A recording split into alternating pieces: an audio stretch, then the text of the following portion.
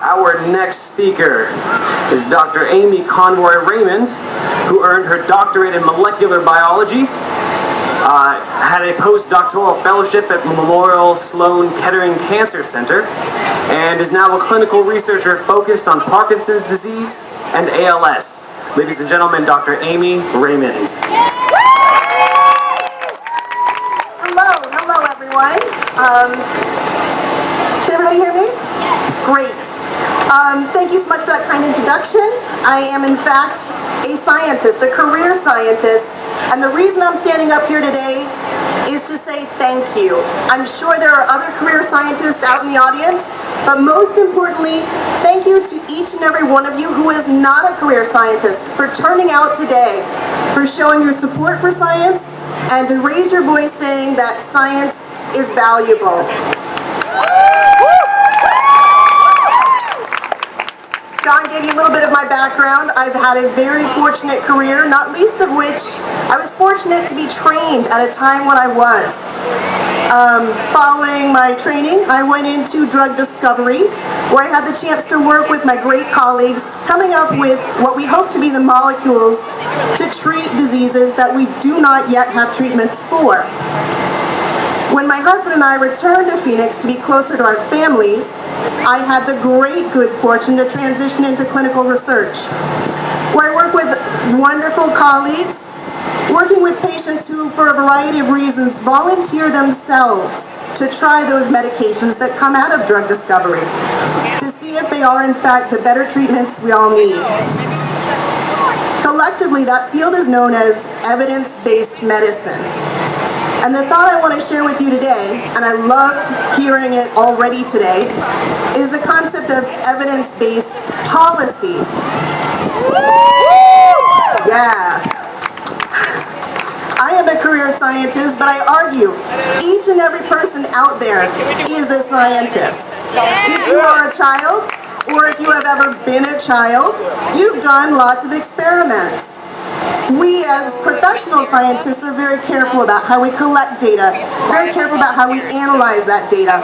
But in its fundamental sense, it's really just that relationship between cause and effect.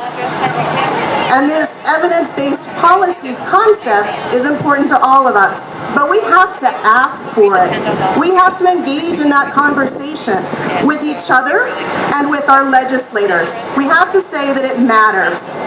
I don't mean to say that policy thus far has been some series of very controlled experiments. No, quite the opposite.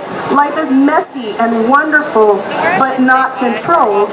I ask that we all look back at policy in the conditions in which they were made and ask, were the results the desired effect?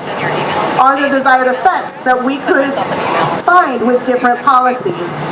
And the beauty of the evidence-based policy approach is that it works with every issue. I love seeing so many people out here today in support of science, but we all have a couple of particular issues dearest to our heart, I am sure. So it's not just that there are as many reasons to support science as there are people here today, but because we all have several issues dear to us, there are even more reasons to support science than there are people here today. My particular issue that is dear to my heart is the funding of basic research, primarily through the budget of the National Institutes of Health, the NIH budget. Yeah, thank you. Thank you. And when I bring the evidence-based policy approach to this question, just like you, I rely on other scientists who specialize in this. I'm not an economist, but I look to people like Andrew Toole, the Deputy Chief Economist at the United States Post Office and Trademark Office, who publishes often in peer-reviewed journals looking at this question: what is the effect of the budget at the NIH? This budget, admittedly, has been shrinking pretty steadily since 2003. Indeed, boo.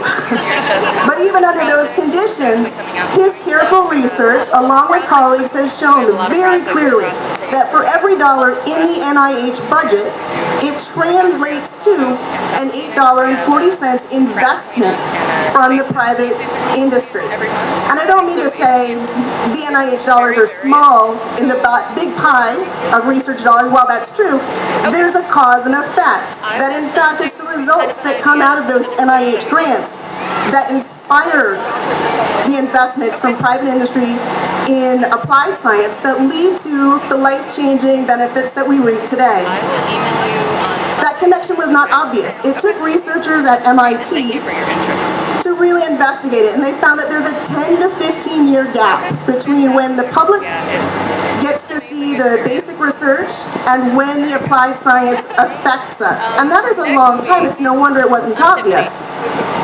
But when they looked at it carefully, they can see that fully 1/3 of NIH-funded grants wind up being cited in patent applications for all the advancements that we enjoy today. I agree. So now is not the time to further cut that NIH budget. We still rely on the advancements of sciences. Each and every one of us is a scientist, consumes science, is affected by science, and cannot afford the future losses because we've long since passed the point of, cuts could improve efficiency. No more. The cuts actually lead to smaller grants, and fewer advancements, training of fewer scientists, like the future scientists we just heard from.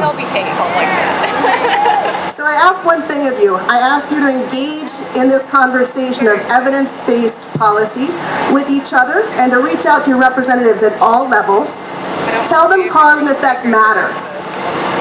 Ask them what is the evidence that drives their policy, and that you're really looking at the cause and effect both today and when you return to the polls. Thank you again for all of your support.